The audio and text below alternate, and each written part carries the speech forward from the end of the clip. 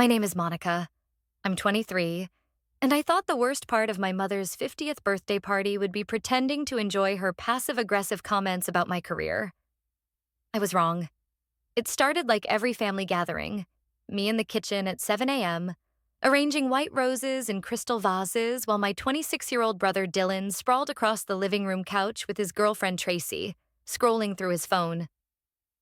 The party wasn't until 3, but someone had to transform our modest suburban home into something worthy of Mom's Instagram posts.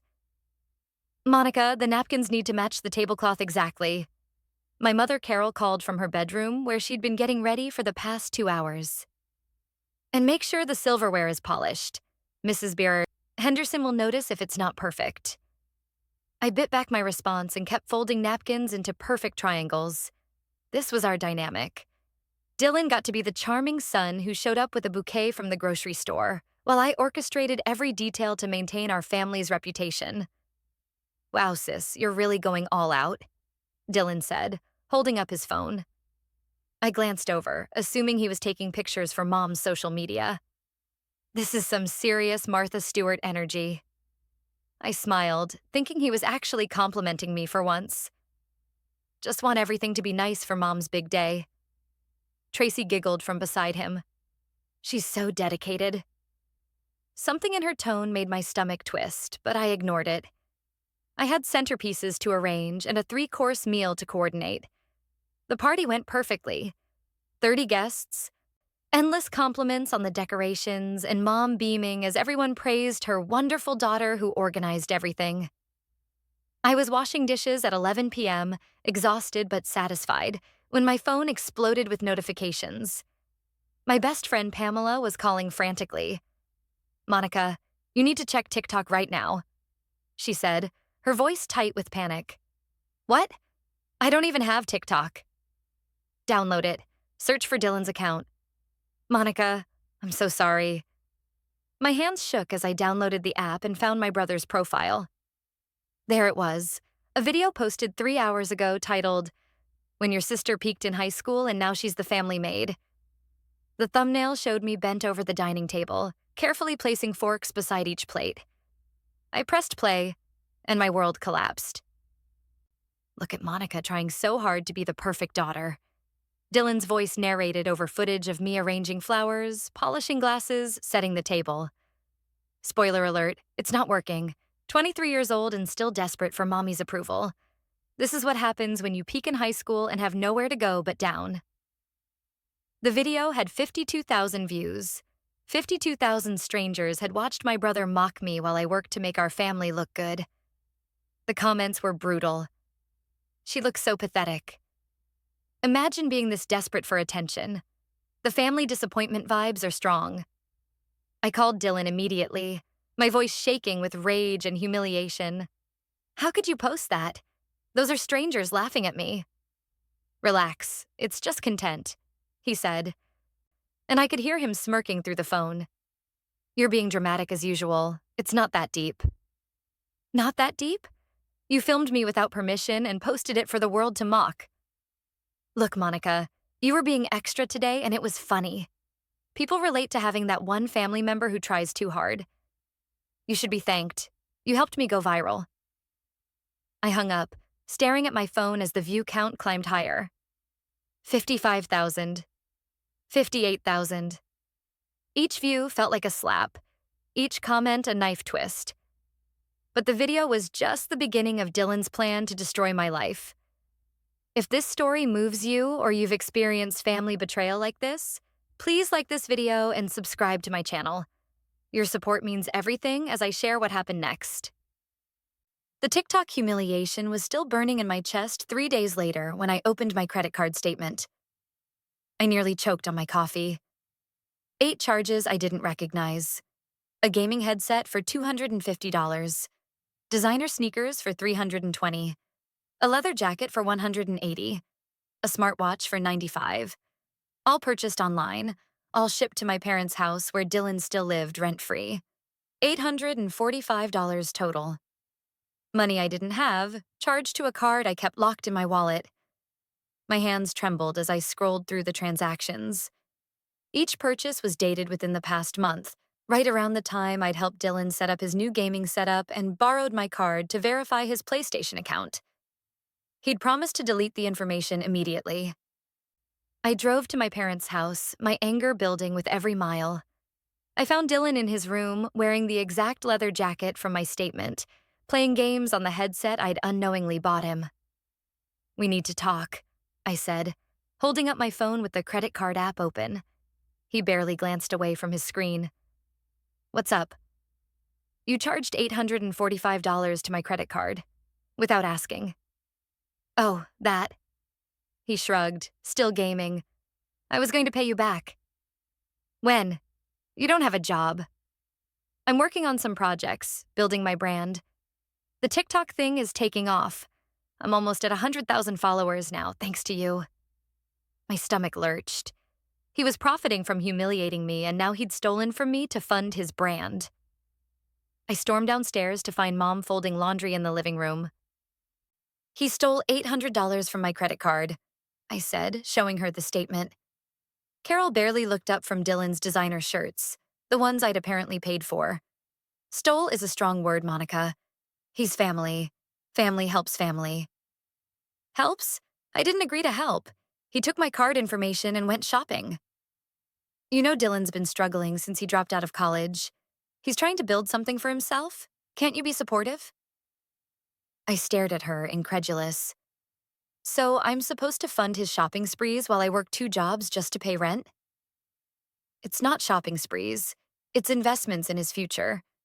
That gaming equipment helps him create content. The clothes help him look professional for meetings." "What meetings? He hasn't left his room in 3 days." Mom sighed like I was the unreasonable one. "Monica, you've always been jealous of Dillon's creativity. Just because you chose the safe, boring path doesn't mean you should hold him back." The words hit like a physical blow. I was jealous? I was holding him back? I worked 60 hours a week between my law firm job and weekend catering gig while he lived in his childhood bedroom, stealing from me to fund his delusions of internet fame. "I want the money back," I said quietly. "From what?" "He doesn't have $800. "Then he can return the items." "Monica, be reasonable. He's already worn some of those clothes. The electronics are opened. You can't just—" "I can't what? Expect my own family not to steal from me?" That's when it hit me. This wasn't the first time. Last Christmas, when my debit card was mysteriously declined at dinner and I had to borrow money from Pamela. The time my Amazon account showed orders I didn't remember making. The missing cash from my purse during family gatherings. "How long has this been going on?" I asked. Mom's face went carefully blank. "I don't know what you mean." But I could see it in her eyes. She knew exactly what I meant. They both did. I left without another word, my mind racing. If Dillon could steal $800 this easily, with Mom's full support, what else was he capable of? I couldn't sleep for 3 nights after discovering the $800 in charges. Something deeper was wrong. I could feel it in my bones. That's when I called Pamela. "I need your help," I said. "Something's not right with my finances, and I don't know what I'm missing." Pamela worked as a loan officer at First National Bank, and she'd helped me navigate credit issues before. "Bring everything," she said. "Bank statements, credit cards, any financial documents you have. We'll figure this out." We met at her apartment that Saturday morning, spreading my financial life across her kitchen table. Pamela pulled up credit monitoring websites with the expertise of someone who'd seen every type of financial fraud imaginable. "Let's run a full credit report," she said, typing in my information. "If Dillon's been using your card details, there might be more accounts you don't know about." The report loaded, and my world tilted sideways. "Monica," Pamela's voice was tight. "There's a credit card here I don't think you opened." She pointed to the screen. "Capital One Venture card opened 6 months ago. Current balance, $3,217. "That's not mine," I whispered. Pamela clicked through the details. The card was opened using my social security number, my birth date, my mother's maiden name. Information only family would have. The billing address was my parents' house. "This is identity theft," Pamela said grimly. "Someone used your personal information to open this account." We scrolled through the transaction history. Cash advances totaling $1,500, a MacBook Pro for $1,200, designer clothes, expensive dinners, even a weekend trip to Vegas. All charged to a card I'd never seen. In my name, destroying my credit score. "Dillon," I breathed. I drove straight to my parents' house, the credit report printed and clutched in my shaking hands. I found Dillon in the backyard, editing videos on a brand new MacBook, the same model from the fraudulent credit card statement. "We need to talk. Now." He looked up lazily. "What's got you all worked up this time?" I slammed the credit report on the patio table. "You opened a credit card in my name." For the first time, Dillon's cocky expression faltered, but only for a second. "Oh, that," he said, closing the laptop. "Look, Monica, you think you're so perfect, but you owe me for all those years Mom and Dad praised you for every little thing. Honor roll, college graduation, your precious job. I was always the disappointment, remember? That doesn't give you the right to steal my identity." "Identity theft? That's dramatic. We're family. What's yours is mine." He stood up, towering over me. "Besides, you make decent money at that law firm. You can handle a little debt." "A little debt? It's over $3,000. This is destroying my credit." "You'll recover.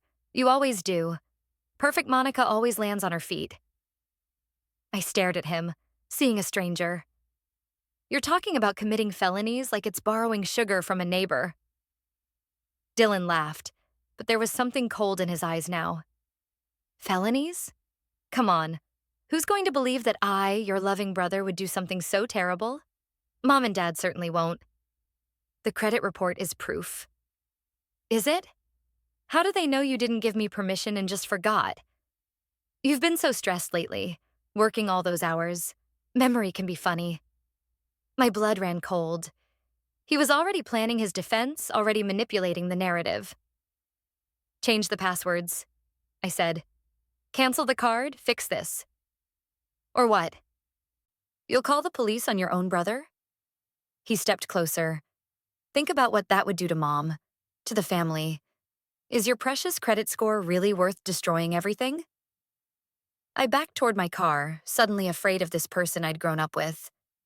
That's when Dillon smiled and said something that made my blood run cold. "You have no idea what else I have access to." Dillon's words haunted me for days. "You have no idea what else I have access to." I couldn't eat, couldn't focus at work. What else could he possibly have? The answer came when I tried logging into my Gmail account and found my password had been changed. My heart hammered as I went through the account recovery process. When I finally regained access, I checked my login history and nearly vomited. Unauthorized logins from Dillon's IP address going back 8 months. He'd been reading my emails for almost a year. Every private conversation, every vulnerable moment I'd shared with friends. The therapy session notes I emailed to myself after particularly difficult appointments. Intimate messages with my ex-boyfriend Byron from when we were trying to work things out. Medical information, job applications, everything. I scrolled through my sent folder with growing horror. Emails I'd never written, sent from my account to addresses I didn't recognize. My personal information, social security number, bank details, employment history, packaged and sold to data brokers. My phone rang. "Pamela." "Monica, I've been digging into your credit report, and there's something weird. Your information is showing up on data broker sites. Someone's been selling your personal details online." "I know who," I said, my voice hollow. I drove to my parents' house one more time, but this time I parked across the street and called Dillon. "You've been reading my therapy notes? My private messages?" "Your life is an open book, sis," he said, not even trying to deny it. "Besides, your information is worth more than you think. Do you know how much data brokers pay for verified personal details? Employment history, medical information, relationship status? You're selling my personal data?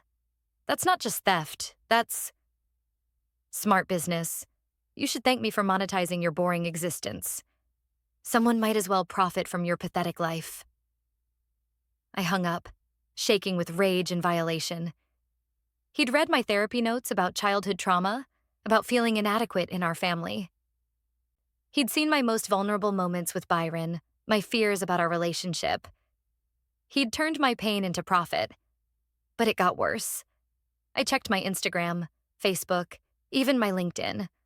All compromised. He'd been screenshotting my private photos, my direct messages, my professional contacts. My entire digital life had been invaded and exploited. Then I remembered something that made my stomach drop. My work email.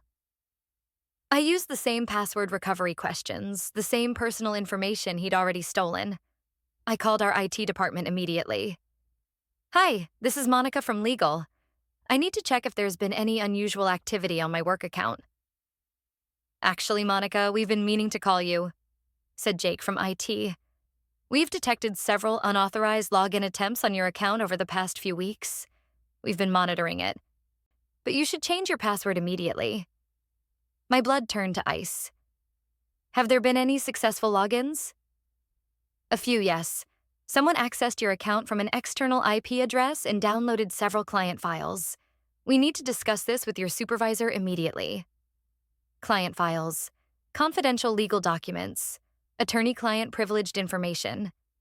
If Dillon had accessed those files, if he'd sold that information or shared it online, I wouldn't just lose my job. I could be disbarred before I even finished law school.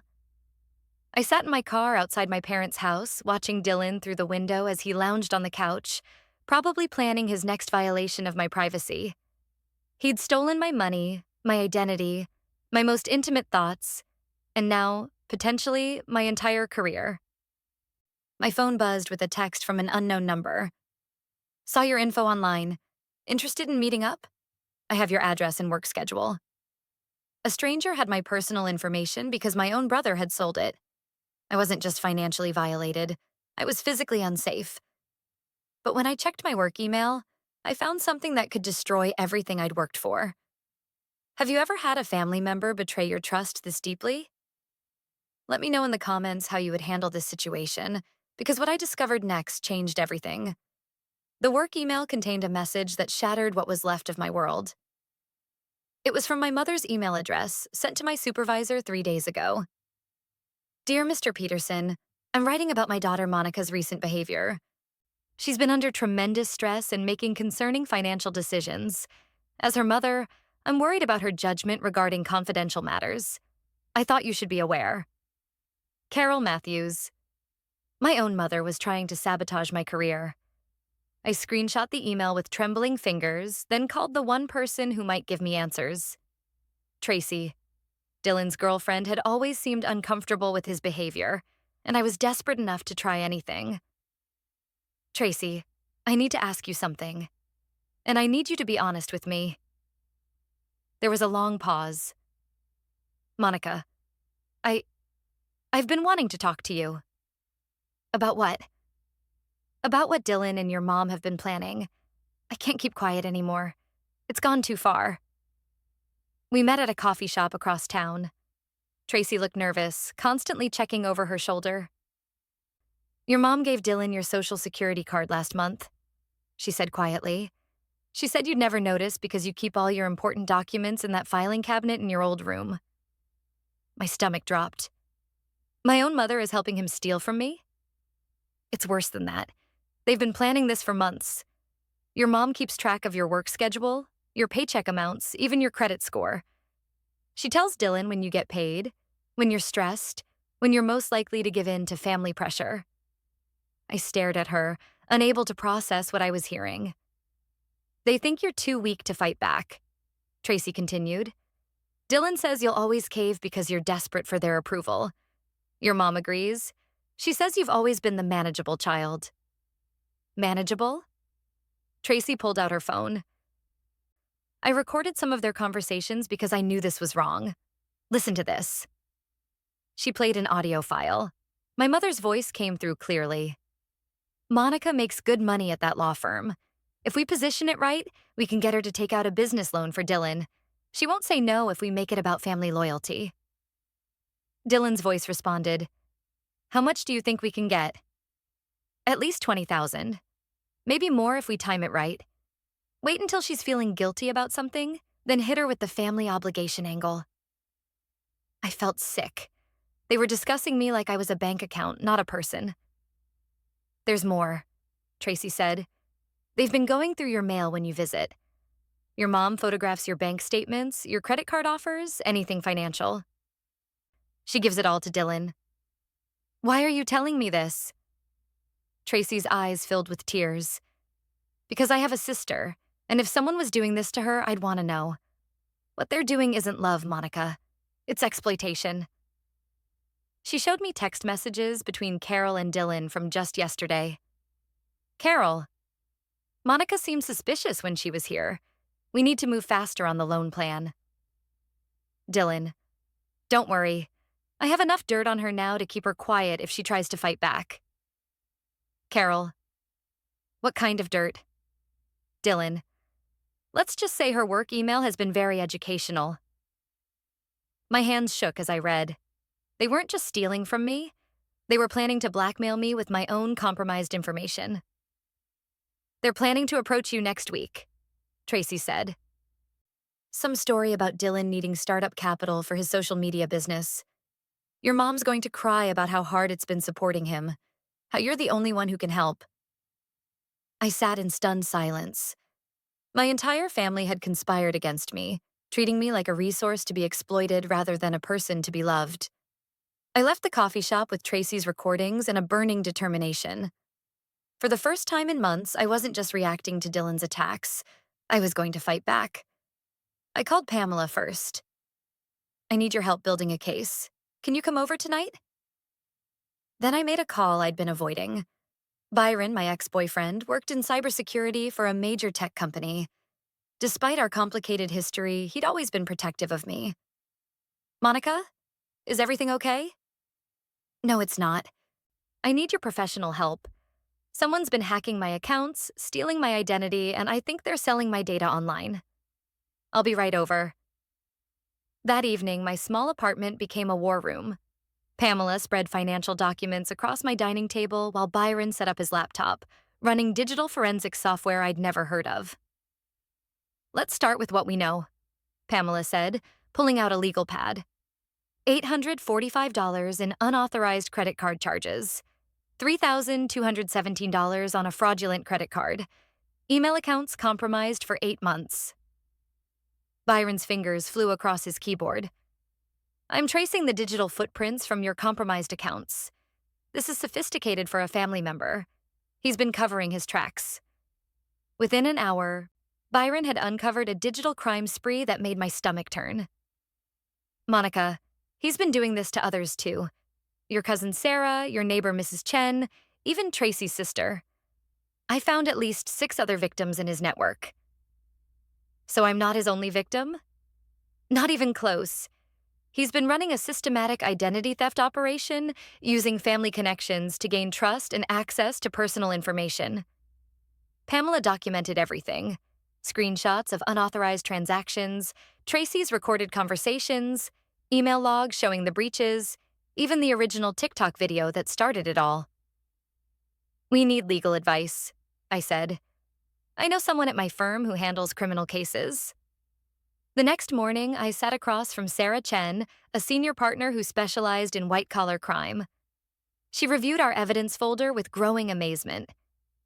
"Monica, this is one of the most comprehensive identity theft cases I've seen. With this evidence, we're looking at identity theft, wire fraud, computer crimes, and conspiracy. He could face serious prison time." "What about my mother's involvement?" "Aiding and abetting identity theft is also a felony. If she knowingly provided your personal documents and helped plan these crimes, she's equally culpable." That afternoon, I walked into the police station with 3 thick folders of evidence.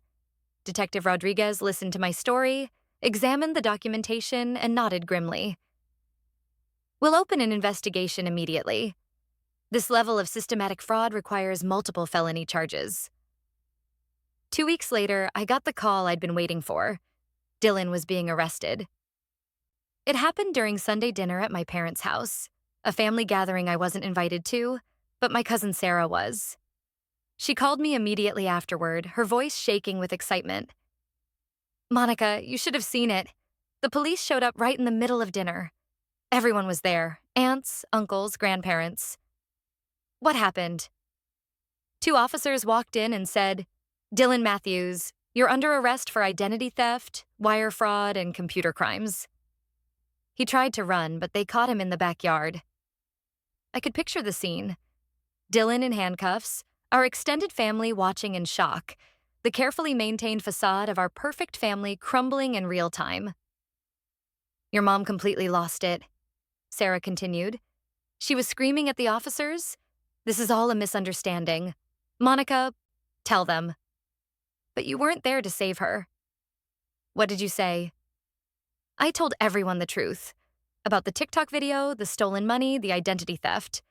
Uncle Mike said he'd been wondering why his credit score dropped after Dillon visited last Christmas. The arrests made the local newspaper.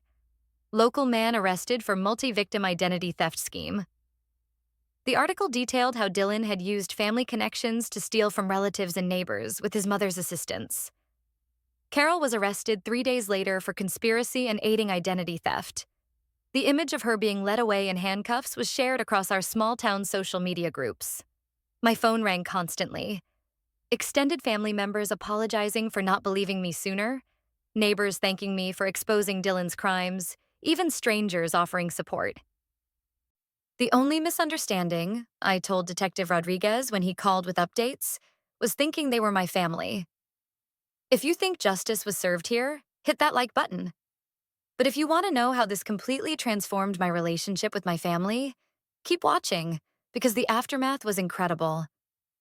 6 months later, I'm sitting in my new apartment in Denver, sunlight streaming through windows that overlook the mountains instead of my childhood home's driveway. The silence here isn't heavy with judgment. It's peaceful. Dillon pled guilty to avoid trial. 2 years in state prison, plus restitution orders totaling over $15,000 to me and his other victims.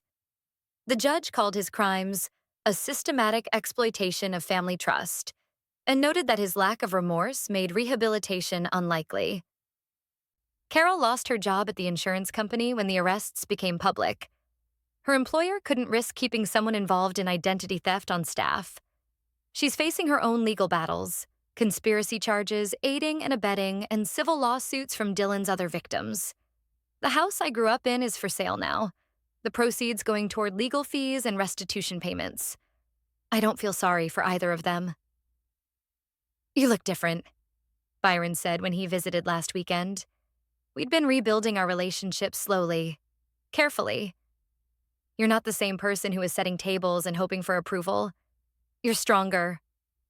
He was right. The Monica who desperately arranged flowers for her mother's birthday party, who absorbed every cruel comment and family slight, who believed she deserved their treatment, that person was gone. I finally realized I was never the problem, I told him. I was just surrounded by the wrong people. My real family started revealing itself after the arrests. Cousin Sarah became one of my closest friends, calling weekly to check in. Uncle Mike sent me a care package when I moved, with a note saying he was proud of me for standing up to the family bullies. Even distant relatives reached out, sharing their own stories of Dillon's manipulation and thanking me for exposing the truth. Pamela helped me move to Denver, driving a U-Haul across 3 states while I followed in my car, both of us crying happy tears. You're free, she kept saying. You're actually free. I started therapy with Dr. Martinez, a specialist in family trauma and financial abuse. What you experienced wasn't just theft, she explained during our first session.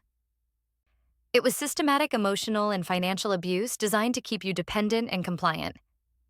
Learning that language, abuse, manipulation, gaslighting, helped me understand that my family's treatment wasn't normal or acceptable. It was criminal. My career flourished once I wasn't constantly stressed about family drama. I got promoted to senior paralegal and started law school part-time. My supervisor, Mr. Peterson, apologized for believing Carol's manipulative email and became one of my strongest advocates. But the most meaningful change came when I started volunteering with the Financial Abuse Prevention Network. Every week, I meet with people whose family members have stolen their identities, drained their accounts, or destroyed their credit. I help them document evidence, find legal resources, and most importantly, realize they're not alone. Family isn't about blood, I tell them, the same words I now live by. It's about respect, love, and support. If someone doesn't give you those things, they're not your family. They're just people who happen to share your DNA. Last month, I got a letter from Dillon in prison. He wanted me to visit, claimed he was sorry, said he'd changed. I threw it away without reading past the first paragraph. Some bridges are meant to stay burned. Tracy sends me updates occasionally. She left Dillon before his trial and moved back to her hometown. "You saved me too," she texted recently. "Watching you fight back gave me the courage to leave." My new apartment has photos of my chosen family: Pamela and me at graduation, Byron and me hiking in the Rockies, Cousin Sarah and me at Christmas dinner with Uncle Mike's family. These are the people who celebrate my successes, support me through challenges, and love me without conditions or exploitation. The TikTok video that started this nightmare has been deleted, but I kept screenshots as evidence. Sometimes I look at that image of me setting the table, remembering the person who thought she deserved mockery and theft because she was desperate for family approval. That person was worthy of love all along. She just needed to find the right family to give it to her. Sometimes the family that hurts you the most is the one you need to leave behind to find the family that will truly love you.